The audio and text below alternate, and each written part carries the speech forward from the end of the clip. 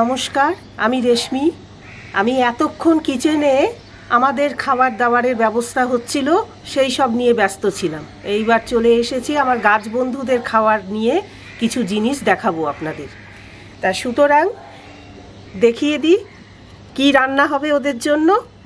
এইরকম একটা দশকর্মা ভাণ্ডার থেকে এই মাটির হাঁড়ি আমি একটা ঢাকা সমেত নিয়ে এসেছি। এর মধ্যে যেটা দেখা যাচ্ছে চাল ধোয়া জল, রোজ যেটা আমাদের ভাত রান্না হয় রান্নাঘরে, প্রথম যে ধোয়া জলটা, বারবার যেটা ধুই সেটা নয়, প্রথম যে চাল ধোয়ার জলটা সাদা জল বেরোয়, সেইটা আমি 5-6 দিন ধরে এইভাবে এই মাটির হাঁড়িতে কালেক্ট করে রেখেছি। আর কিছু অল্প কিছু খোসা রোজকার যেগুলো হয়, কিছু খোসা আমি সারের জন্য নিয়েছি, আর কিছু খোসা এর মধ্যে ভিজিয়ে রেখেছিলাম। এই যে দেখিয়ে দিচ্ছি, এই যে আলুর খোসা, গাজরের খোসা, যা যা রান্নাবান্না হয় রান্নাঘরে সেই সব এই চাল ধোয়া জলের মধ্যে আমি ভিজিয়ে রেখেছিলাম। এইবার দেখাবো যে এই যে এটা তৈরি করেছি এটা কিভাবে হয়েছে। এই যে আজকের চাল ধোয়া জল, এটা প্রথম যে জলটা দিয়ে আমরা ধুই সেই জলটা, পরের জলগুলো দিলে চলবে না। এর মধ্যে গাছের জন্য মানে ভর্তি খাবার এর মধ্যে মজুত আছে, তাই জন্যই চাল ধোয়া জলটা আমি রেখে দিই। দিয়ে দিলাম এই হাঁড়িতে।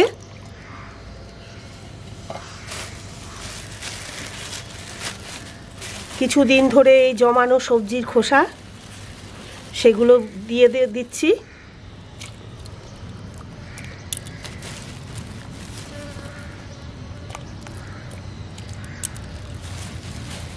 কিছু মাছের কাঁটা দেখা যাচ্ছে, আমার আগের ভিডিওতেও আছে।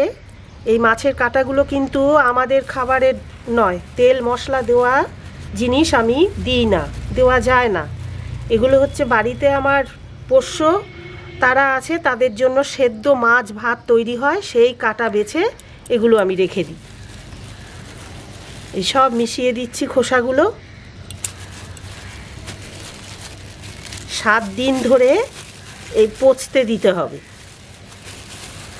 চাল ধোয়া জল আর এই সবজির খোসা দিয়ে পচিয়ে ওদের জন্য স্যুপ তৈরি হবে।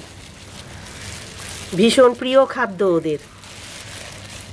এতে গাছ যেমন তরতর করে বাড়বে, পাতা সবুজ হবে, ফুল ফল আসতে সাহায্য করবে, গাছের শেকড় মজবুত হবে, সব কিছু পেয়ে যাবে এর মধ্যে থেকে। কারণ আমরা তো উপকারী জিনিসটাই ফেলে দিই, তাই না? খোসার মধ্যে কত কি উপকারী জিনিস থাকে, আমরা ওগুলো খেতে পারি না বলে ফেলে দিই। এই যে এইভাবে মিশিয়ে রেখে দেবো ঢাকা দিয়ে 7 দিন ধরে। যখন একদম পচে যাবে তখন এটাকে ছেঁকে নিয়ে ভালো করে এই যে চাল ধোয়া জলে ভেজানো সেটা বার করে এর মধ্যে আরও 2 লিটার জল পাতলা করে দিতে হবে। একদম এত ঘন দিলে গাছ নিতে পারবে না, শেকড় নিতে পারবে না। যত পাতলা দেওয়া হবে তত তাড়াতাড়ি ওরা নিয়ে নেয়, গ্রহণ করে। এবার ঢাকা দিয়ে রাখলাম। কেমন লাগলো ওদের খাবার তৈরির পদ্ধতি অবশ্যই কমেন্টের মাধ্যমে জানাবেন। একটা লাইক দেবেন, শেয়ার করবেন আপনাদের যারা গাছ বন্ধু, এরকম গাছ প্রেমী আছেন তাদের জন্য, আর সাবস্ক্রাইব করবেন।